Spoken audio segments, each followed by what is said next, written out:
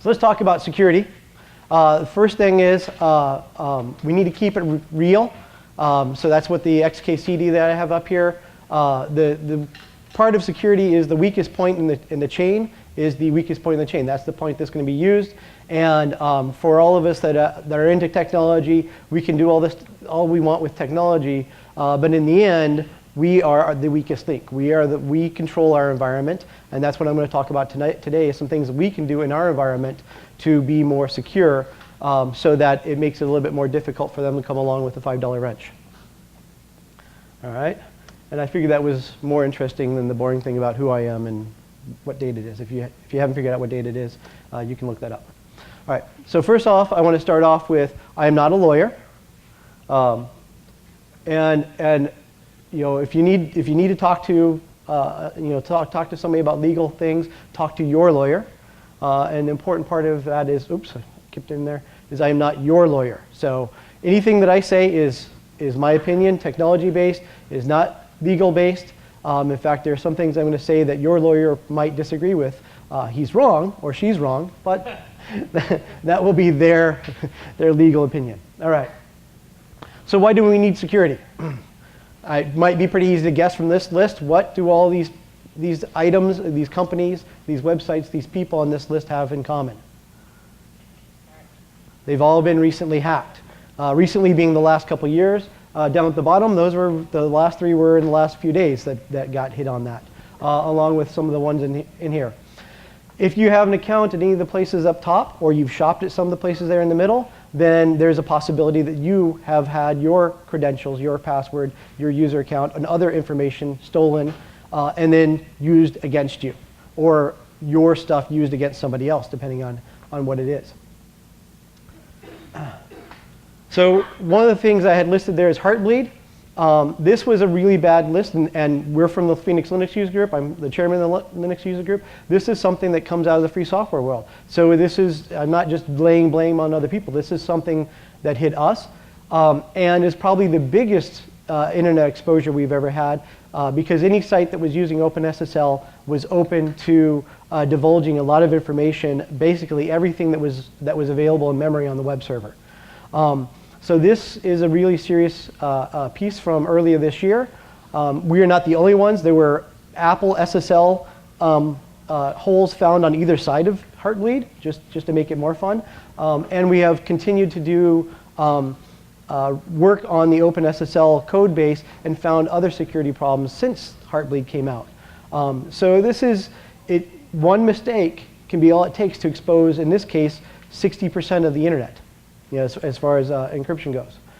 So we need to take steps on our side to make sure that we're doing what we can to be secure, because we can't trust the websites, we can't trust the companies to do it.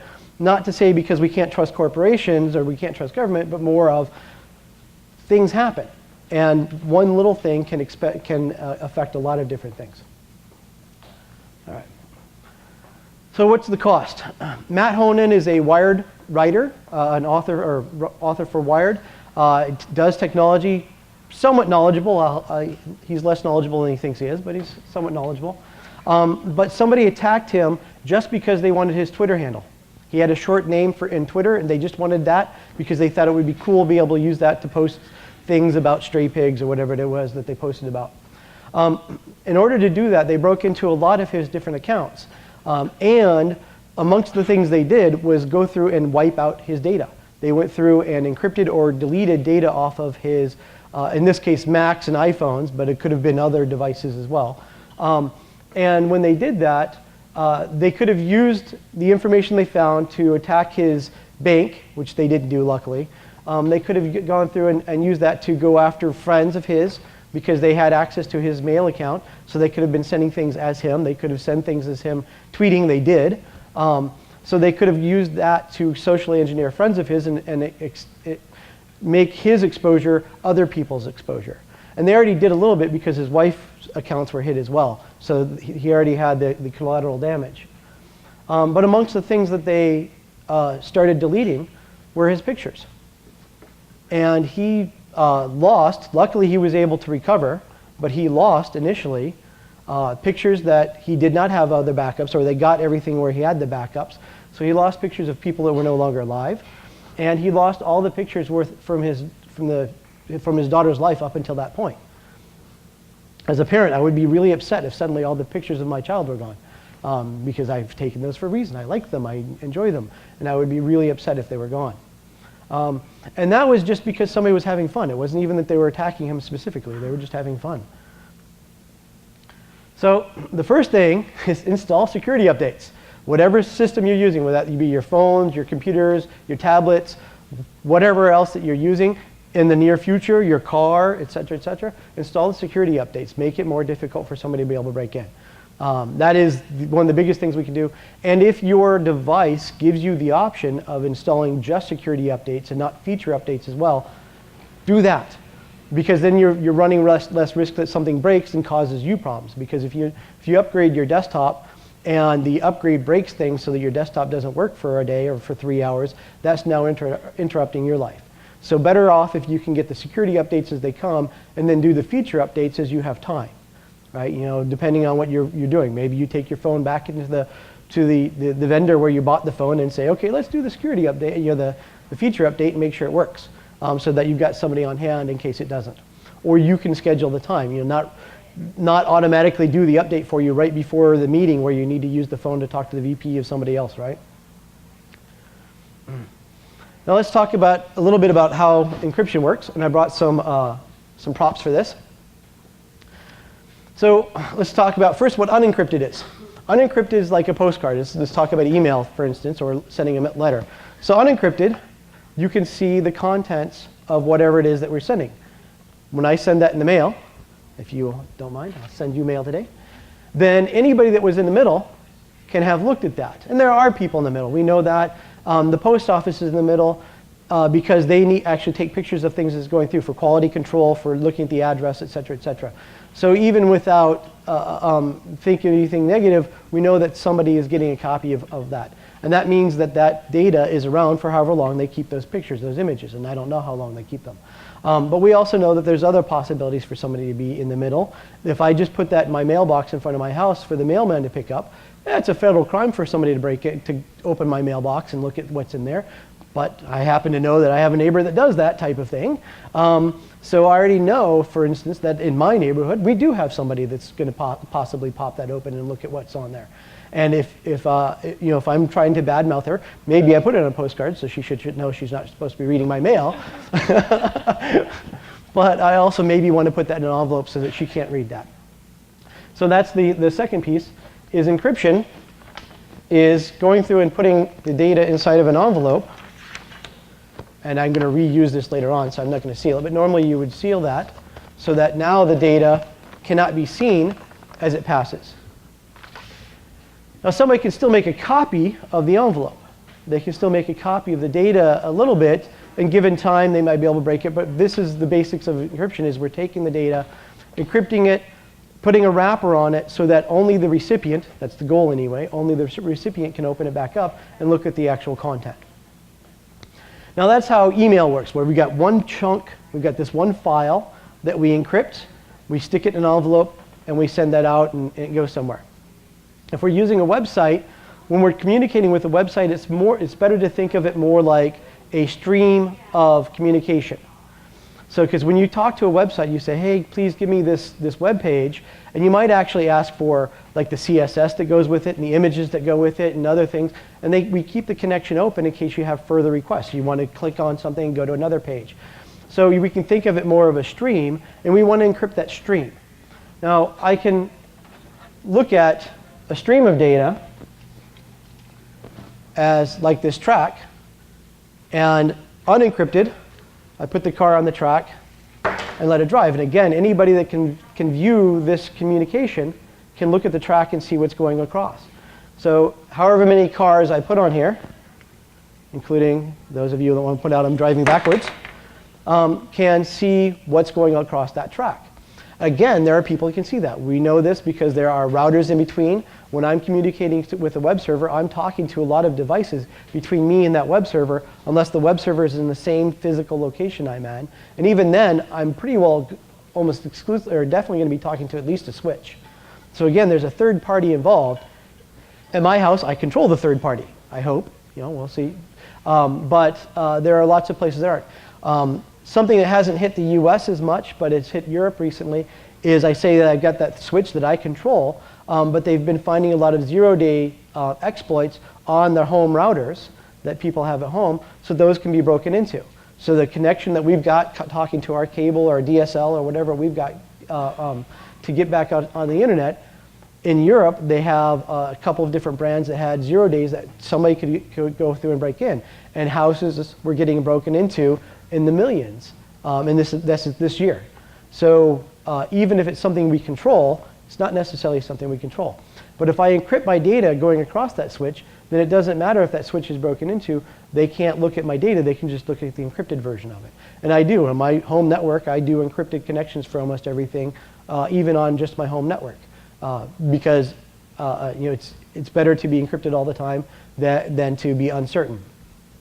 Now, how do we talk about encryption for something like a roadway, something that we'd be using for constant communication? Well, we can stick that roadway inside of a tunnel. And that's essentially what the encryption is doing. Now, if I go deliver to the same person, I can send data, and you can't see what it is that I'm sending as I'm setting that up, right? So for instance, you can't see she didn't get a car. What she did get, and this is the important part of the presentation, is chocolate. There are 3 important aspects of this chocolate. The first is it's good chocolate. The second is it has a penguin on it. This is the mascot for the Linux kernel, so that's important to us. And the third is under the flap in the back, it has really bad jokes. And those are really the trifecta. So after the presentation, I have more of the chocolates up here so we can share. But I don't want the bad jokes called out during the presentation because they're distracting. All right. So using that tunnel, I can hide the data from those that are observing outside.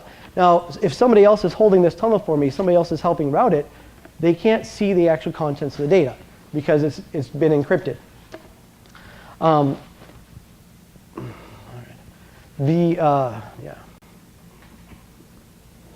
Now, when should we use encryption? If you're me, all the time. But that is not necessarily practical for everybody else. But these are the places where you should insist on it. If some website wants to get information from you and they're not encrypting the data, if these are the types of things that they're asking for, then you should say, well, let's go somewhere else and get whatever it is that I'm trying to get. Because this site doesn't care about me. This site doesn't care about protecting me, doesn't care about protecting my privacy, doesn't care about protecting my security. And name and address, I don't want those publicly posted everywhere. I know they are, but there's no need to publicly post it more places. There's a reason I don't post my name and address on a billboard. I don't want it to be that available. Phone number, same thing. Credit card information, one would think everybody's figured out that's not so good.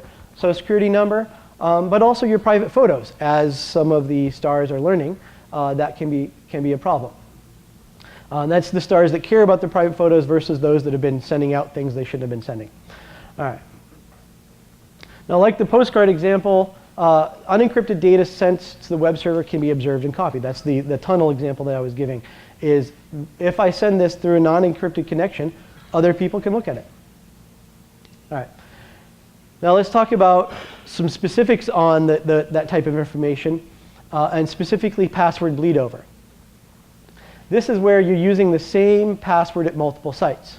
You're using the same credentials to log into LinkedIn as you are to log into Google+, as you are to log into Facebook, as you are to log into your bank. Then a break-in at any one of those places can be used to break into your account at the other places. We can give the example of LinkedIn. LinkedIn's had their authentication information for customers stolen 3 times. They've gotten better at security every time, but they are slow to learn, unfortunately, a little bit. So that means that if you have a LinkedIn account and you were using the same credentials elsewhere, that's 3 times that they could have gone and used those credentials to break into other accounts for you. How long does it take me to take, if I get your username and your password, how long does it take me to check thousands of websites to see if you have an account. We've already taken longer just thinking about it, right? The speed of computers nowadays, the speed of the internet, especially when somebody's got a botnet where they can be checking millions of things at a time, takes nanoseconds to go check all of the banks in the US just to see if it works. They don't even have to care if 99% of them fail. If 1% succeed, that's bank accounts that they have, right? As I say, one site can quickly turn into multiple sites. So you should use unique passwords for every site. Every site that you log into, no matter how important, how unimportant, use unique passwords. Make it difficult for them to go and get you from one place to another place. And even on the unimportant sites, those unimportant sites still have information about you, and you don't want to give them a chance to build up more and more information, more and more unimportant information. Because if they can build up more and more unimportant information, now they can start going after the important information. And which is one of the ways that they got Matt Honan. They got a bunch of unimportant information from different places. They were able to leverage it to get the important information. So use unique passwords at every site. And that slide is still not working. I have a picture of dominoes falling down. Avoid the domino effect. But I'm sorry, that slide is failing. All right. And, okay. Well, we missed something. All right, so password managers are the way to take care of this. That's really breaking things. Okay, so the problem with doing different passwords for every site is that it's way more than we can remember, right? Even those of us that do system administration for a living and memorize a lot of passwords, I have thousands of accounts. Most of us probably have at least hundreds of accounts at different places. I can't realistically remember all that information, at least not reliably. So I need some external tool to help me out with that. Password generator, a password manager is what I recommend for that. It will go through and keep the information for you so that you can easily use that to access your credentials without having to memorize all those credentials. The one I recommend is KeePass because it's available for multiple formats. It's also free software, which I'll cover why that's important. One thing with KeePass, though, is that it has a 2x format, a 2.something file format. Use the 1.something file format for now. Not all of the secondary tools have moved up to the 2.x format. Yes, sir?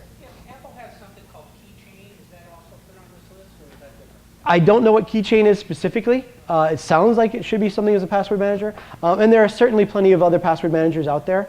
And you need to find the one that fits you. This is the one I recommend. I'll cover why. But I have a list of features. So I would say look at that list of features I recommend. And these do, because KeePass is Windows. KeePass X is Linux, BSD, and Mac. KeePass Droid is on the Android, and there's also an iPhone version. I just don't know what it is because I don't use iPhones. So, but for the keychain or LastPass or any of these other tools that you might use, look at my list of requirements, what I list as requirements, and figure out which ones are important to you and whether or not the tool you're using meets all those requirements. So, because you need to evaluate what's appropriate for you. And back to the first slides, what your lawyer thinks is appropriate for you. Right? All right. So for credentials, the password is only part of the key. There is also the username. There is the email address, potentially cookies. So once you've logged in, those cookies can be used to re-authenticate you later on. So if you're using a public computer somewhere and you leave cookies sitting on that computer after you've logged in someplace, somebody else can come along and log in as you because they still have those cookies. Device ID for mobile devices, whether that be phones or tablets or whatever else we're using for mobile devices nowadays. Security questions and answers. Those can also be used to authenticate you, especially like the phone question and phone answer that you use. And then multi-factor authentication. I'll cover what that is. And so use unique credentials at every site, not just the password being different, but every part of the authentication process. All right, and for whatever reason, I'm not going backwards. Let me pop out of this real sec, because this skipped over the slide about what features you need. And I don't have that list memorized.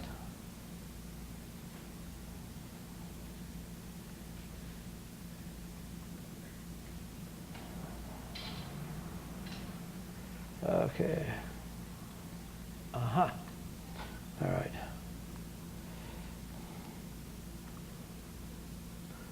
Sorry, technical difficulties. There we go. I'll delete the problem slide, and hopefully that fixes the problem.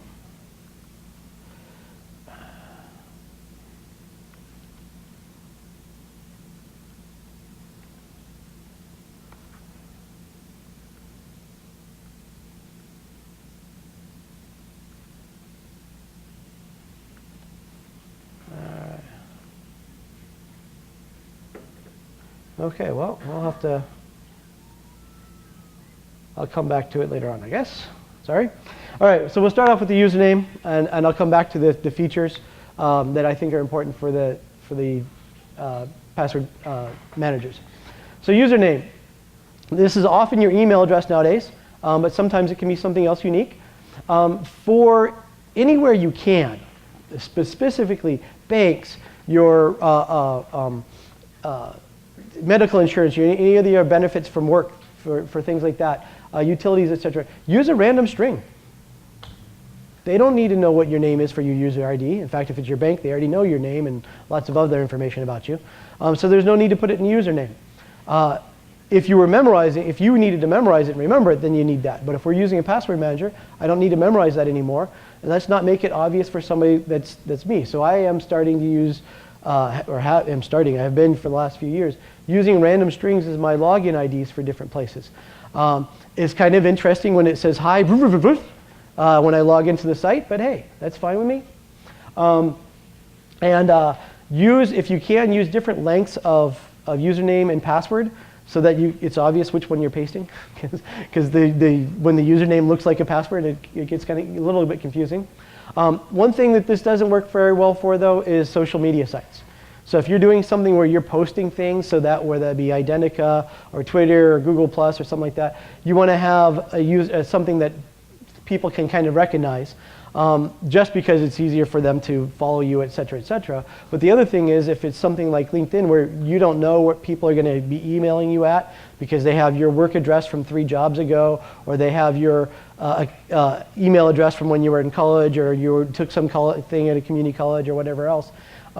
So you want something that people recognize there, provided, of course, you're wanting to be found. If you're not wanting to be found, use a random string. But if you are wanting to be found, for social media sites, you need to use something that people will recognize. There's still something you can do for the email address, and I'll cover that in a second, that will help you with those. But for places where you don't need to have a recognizable name for third parties, use random strings. So again, use unique credentials, the whole gamut for every single site. All right, the email address. This is the part I was talking about.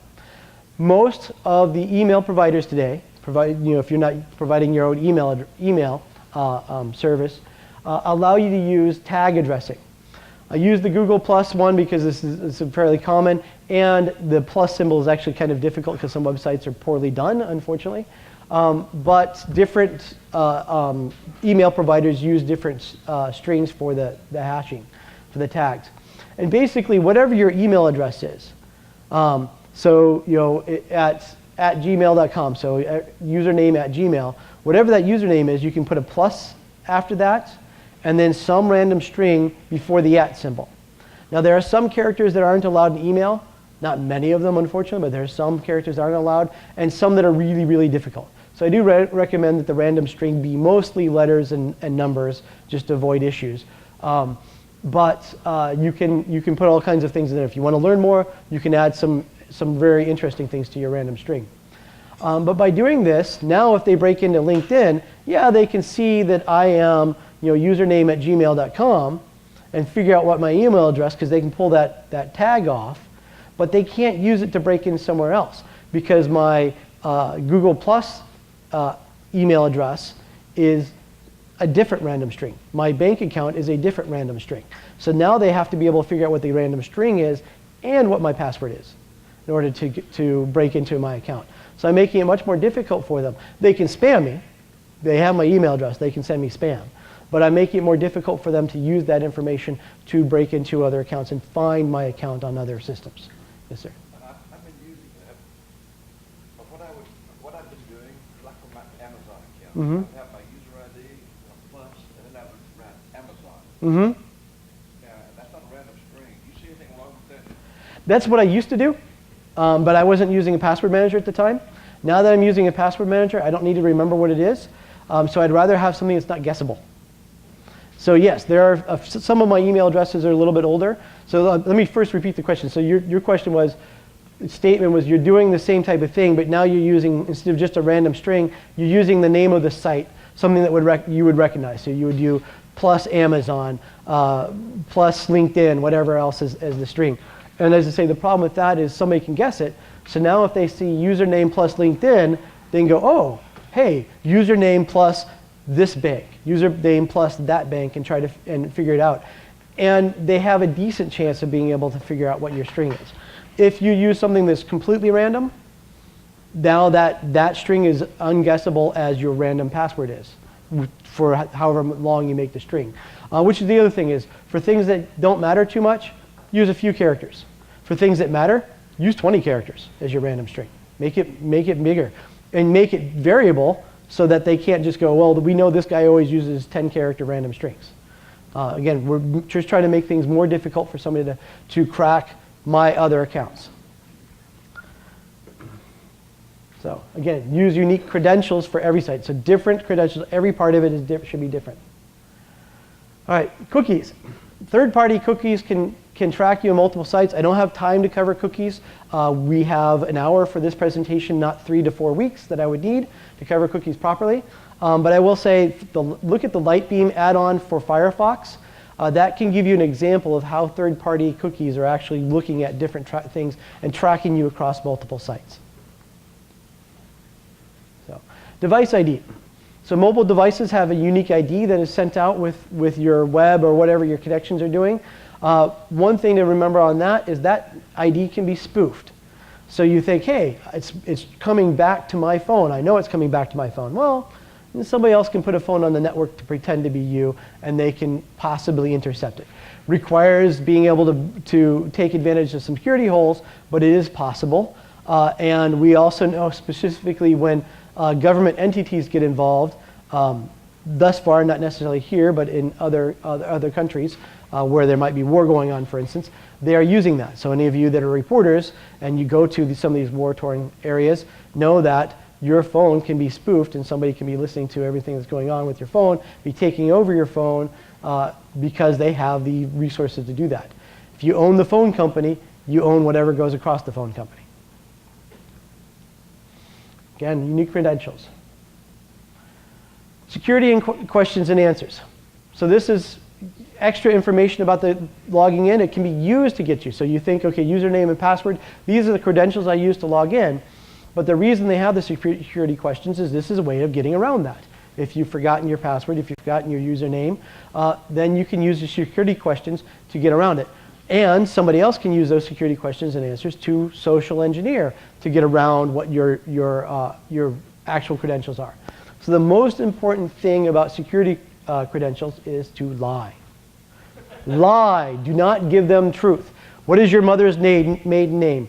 Wet frogs, right? Random strings, things like that. So go through and make sure if you use your mother's maiden name at every website, guess what? They can go to Ancestry.com and find out what your mother's maiden name is in 3 seconds. They can go to DMV probably and figure out what it is in 3 seconds as well. So make sure it's not something that's guessable, whatever the security questions are. But if you're doing that, you have to be using a password manager that you can rely on, that you trust, that you know you can have access to, because you can lock yourself out of an account, right? And with places no longer having physical connection, physical locations, I can't just walk into the bank necessarily, because the nearest location for my bank is 700 miles from here. So I can't just walk into the bank and say, hey, by the way, this is me, I locked myself out. So you got to make sure you take a good chase with it.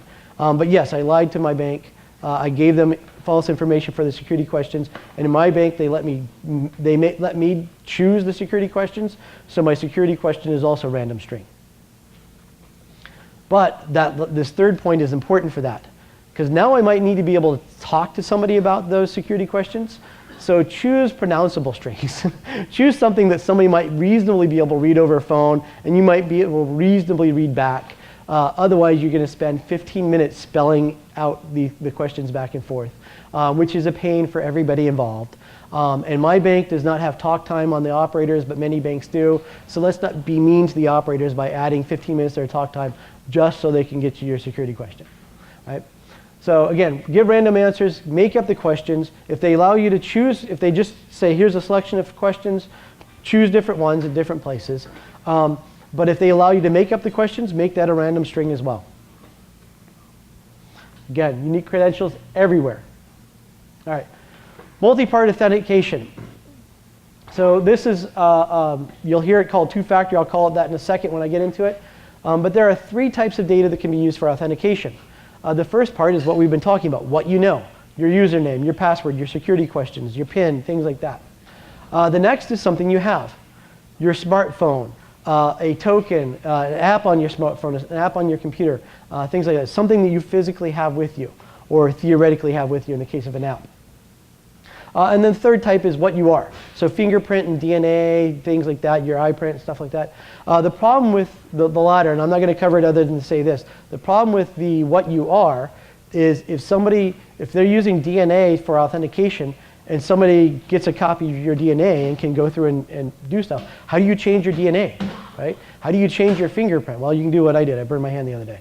So you can, but now my fingers aren't going to work for authentication because I burned my hand and they don't match anymore. So my issue with the what you are types of pieces is we can't easily change them. Well, we do need to be able to change our credentials on a regular basis. So that's problematic to me. There are some really good people working on it that have actually come up with some nice solutions. But just because there's this one theoretical solution that's awesome doesn't mean the people who are using biometrics are doing it right. And most of the places I've looked at are definitely not doing it right. So I'd rather just avoid the biometrics. So two-factor authentication. There's 2 basic type ways of doing that. One is an application or token. So that's a physical device. And the other one is, and I'll explain why I put those 2 together. And the other one is a message. Somebody sends you a text message. And the text message is really an application in the end as well. But I'll cover why that part is not good, is in that for an application, a non-text message application, or for a token, the place that I'm authenticating with does not need to have my phone number. They don't need to be able to call me or send me a text message in order for me to authenticate with them. In fact, I can be doing this completely out of bound with no network connection at all, which can actually be important in Arizona since there's a lot of places where we have Virga instead of cloud. So we can see that there's a connection somewhere, but we don't actually get to touch it. All right. Time-based tokens is one way. So the Google two-factor authentication, the old tokens that I used a decade ago, basically there's a key that's on there, and you keep the token and the website synced in time so that every 6 seconds or every 60 seconds or whatever time frame they're doing, it generates a new password, but both your token and the website are generating the same random token for you every time. This also means if you type slowly, the password can change before you finish typing it. So sometimes it takes a little bit of effort. But you can, with the application, you can use your device like a hardware token. I can basically use my phone like a hardware token, but I no longer have to carry yet another electronic device with me that is just a single use. And single use tools, Alton Brown will tell you, are bad. So I have to admit the smartphone application makes much more sense to me than a physical token at this point. So for using SMS, using text messaging, they're sending you a text message, so they have to have your phone number. There are lots of places that I don't want them to have my phone number. I also don't want information like this being sent via my phone number and tagged to my phone number across the network. So I'm not in favor of SMS messages, but that is another way of doing the same type of thing. Now, one of the problems with using your phone or some other hardware device as your token is what happens if it's lost or stolen or run over or whatever else it is that we do with our phones nowadays. And you no longer have it, or you no longer have it available, at least for the time being, in order to be able to authenticate. Just the battery died, whatever, right? Then the way of doing that is when you set up two-factor authentication, you can actually set up some emergency passwords that you can use, some emergency tokens that you can then keep elsewhere. You can just put a copy of them in your wallet or your purse. You can tattoo them to the inside of your eyelids. Makes it difficult to change them later on, but you can do that. The problem with that is they are unencrypted, and now they can be, they can be read. So where can we put them so that they would stay encrypted? Password manager, KeePass, there we go. So we can be putting those inside of our password manager so that we have them secure. It might be less convenient to get to because if my phone battery died, I might have to now get back on my desktop in order to get to it, but at least I can. And the more important thing is if instead of my phone battery dying, somebody stole my phone, I'm now making it difficult for the person that stole my phone to get a hold of my accounts and use them. However, just a note, on KeePass, you can actually import your entire password base into an Excel spreadsheet and stick that in a safe somewhere. Yeah. Just an FYI. Yep. We will get, actually, if we have time, we'll get to escrows, which is a very good point. So her point was that with KeePass, you can export that to an Excel spreadsheet or even comma-separated values, so it's plain text, so you don't have to worry about having a particular application to read it. And then you can store that in a safe, either by printing it out or you can put it on a USB key fob, et cetera, et cetera. And then you've got it in an unencrypted form in case you forget what your KeePass passphrase is. Because that's one of the things is your KeePass passphrase is now really important. All right, so memorizing passwords. We'll leave this up. I'm a fan of XKCD if you haven't noticed already. But Randall gave a good synopsis of passwords today. Back in the day when we could only have 8-character passwords, we needed really weird strings. Nowadays, for the most part, we can have longer passwords. In fact, for KeePass, we can have much longer passwords. For those of you that are geeks in the audience, you can use a code snippet for your passphrase. So you could copy and paste out of GitHub from some random project that nobody knows is your passphrase, right? All right, there's different ways of doing that. One of the easy ways for us as humans to remember is just choose a bunch of different words. Make sure they're not normally related. So not the chorus from your favorite song, because it'll be somebody else's favorite song, and they're going to try that. So use random words.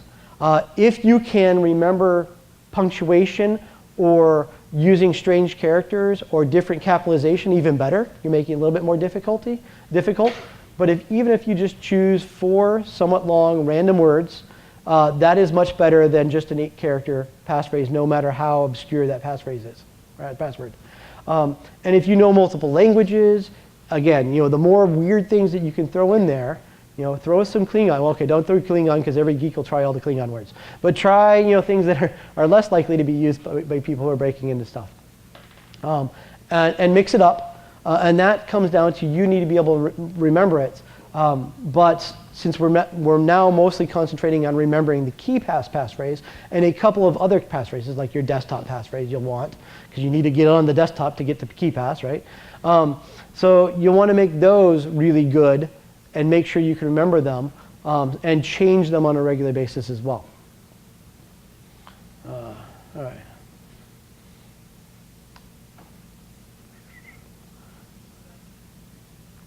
There we go.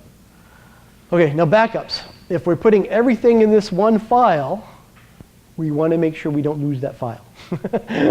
So it's really important that you have regular backups, that you make off-site backups. So now off-site can be your grandma's house, right? Under a rock in your backyard. Well, that might not be so safe because when we get monsoons, it's going to flood. But you want to make sure you've got something outside of your normal location, because if your house burns down and it takes down every copy of everything you've got, you're not going to be able to log into your bank and say, hey, I need a new credit card. You're not going to be able to do the things you might need to do. So you want regular backups of this file. And you also want to have off-site backups that are going somewhere else. One of the important parts of it, though, is you want to be able to delete old copies. And as some of these starlets are finding, clouds are forever. So you upload something on the cloud and you delete it off your phone, it didn't necessarily delete it off of your cloud account. And even if you did delete it off of your cloud account, it doesn't necessarily mean it's not recoverable through different mechanisms. So you want to also make sure that the old versions of this file get deleted at some point. Now for the KeyPass file, having an old version of it around for a little while might not necessarily be a bad idea. But at some point you want that to go away so that it doesn't become exposure for you. So if you're keeping it up on a cloud account, keep track of how that cloud account goes through and handles deletions, and whether or not they really do deletions and how long it takes them to do it. I work with a particular company where deleting old data actually takes a little bit of effort and takes a while for it to take place. So when that company is told, hey, go delete this data, it can take a couple of weeks for that to go through, just because of the size of how things are done, and because like most other cloud things, we were built to take data in, or they were built to take data in, not to take data back, to delete data again.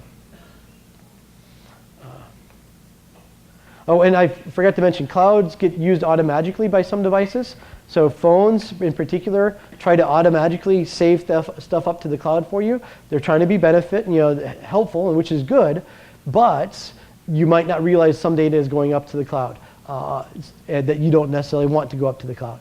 So you also need to be aware of that. So some ideas for going forward: change your password phrases regularly. Whether that be for websites, for your KeyPass account, for your desktop, whatever else. Change them on a regular basis so that if something does get compromised, at least you've got a new one in place. Use long random strings anywhere you can. Your passphrase, your username, your email address, put long random strings in there. Again, by using a password manager, we don't have to memorize them. Use tag addressing on the email addresses. Use multi-factor authentication. So the stuff with the starlets that was supposedly a 0-day on iCloud, the Apple's cloud device, where even if you had been using two-factor authentication, they could have broken into those accounts for the particular security hole that was there. Most of the time, though, that is not the case, and you can also be notified that somebody's trying to break into your account. I have no idea if you are a famous person and you set up two-factor authentication where people are trying to break into your account all the time. Does that mean your phone just is constantly paging because somebody's trying to break into your account? If you're a large target, two-factor authentication might actually be a problem more than a help.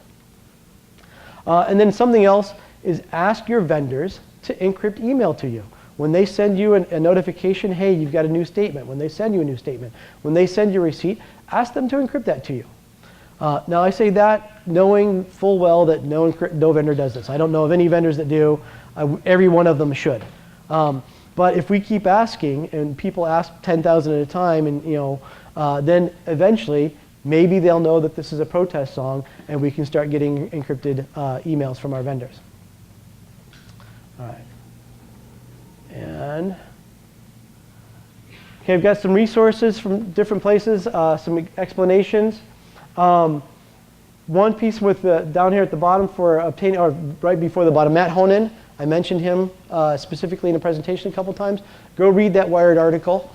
It is really important. And we'll post these slides later on somehow, somewhere, so that you can get them. But for obtaining software, for those of us that are using Linux, it's really easy. I just get it from my distribution. It's been vetted before it's packaged. We've got security teams for each of the distributions. We can be fairly confident about the software we're getting and where we're getting it from, and that we're not getting a third-party piece. For those of you that are not using Linux, if you're using Windows, then go look at portableapps.com.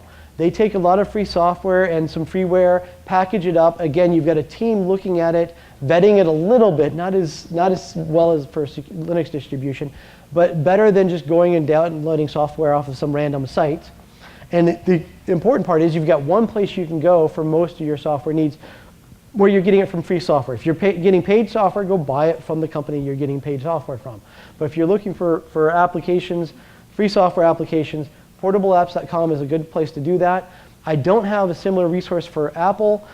Every once in a while one pops up and then folds. I wish I had one that I could just point people at, but until we have one that's reliable, I just don't have something for you. If anybody here knows of one, please let me know out of band. All right. The Domino image we didn't get to see. I got the resource for where I got that. So if you want to go look at the image you didn't get to see, it's important to you, you can do that. And again, XKCD is something that I've used. Let me go ahead. I've got some more slides if we have time, but before I get to that, I really want to get back to my password manager's requirements.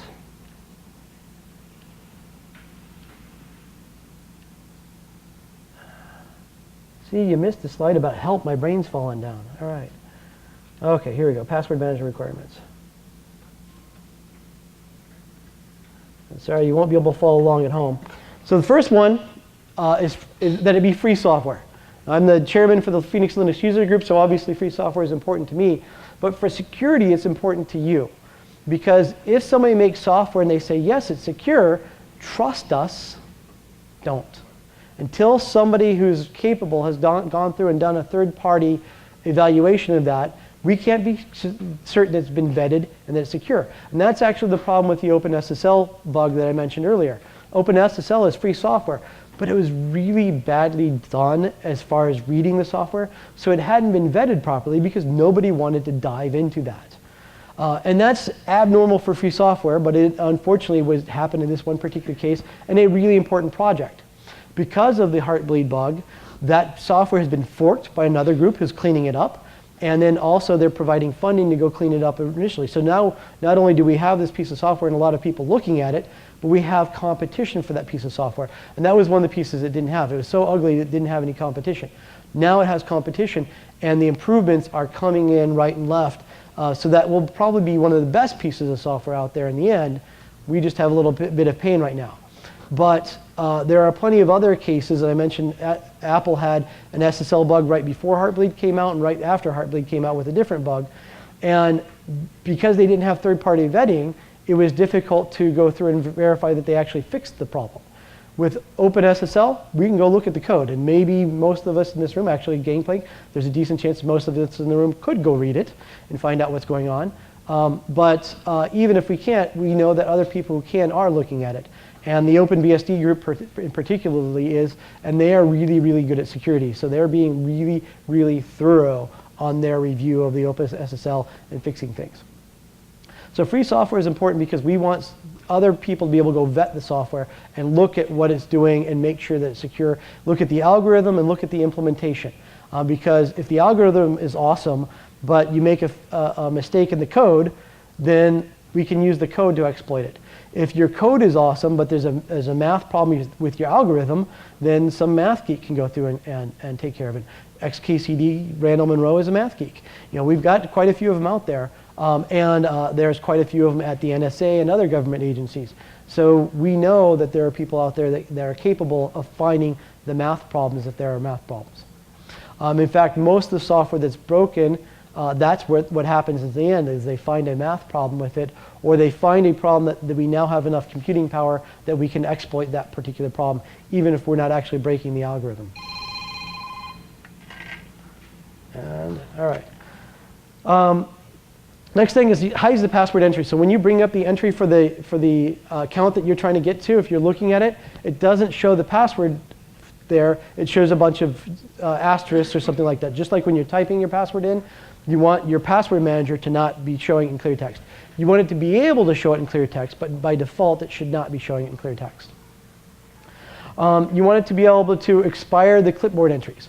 So with a password manager, you bring up the entry that you want, you highlight that entry, you copy and paste the username into the application, or that's one, you know, some of them have autofill. KeyPass actually has an autofill, will automatically do that for you. I don't trust autofill, so I copy and paste by hand. So I copy the username and paste it, and I copy the password and paste it. And one of the pieces that's important with that is that the password then needs to expire out of your clipboard. Because if you copy and paste your password for your bank to look at your account balance right before you go on vacation for a month, you don't want that password sitting in your clipboard for a month while you're gone. So somebody can come in and find a copy of it. Also, even if you're not gone for a month, even if it's just a few minutes, if somebody's broken into your computer, they can access that, and they can access that clipboard, which does happen, then they can get a copy of the contents in that clipboard.